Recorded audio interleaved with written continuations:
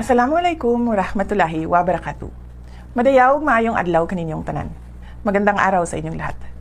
Ngayong araw, ipinapaabot ko ang aking taus-pusong pagbati sa lahat ng mga ina at sa lahat ng mga tumatayong ina sa ating mga tahanan. Bilang isang ina, alam ko ang bigat at saya ng ating tungkulin. The silent prayers we offer for our children, the long hours we spend ensuring they are safe, and the constant effort it takes to balance work and family. To nurture a child and lead a household is one of the most challenging roles any woman can take, but it is also the most rewarding.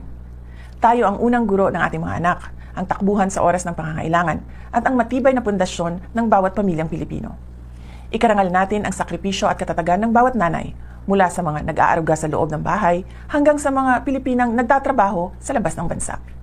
To our OFW mothers, we know that sacrifice is not always about physical presence. Sometimes, the greatest sacrifice is the distance you endure to provide for your family. Salamat sa inyong katatagan.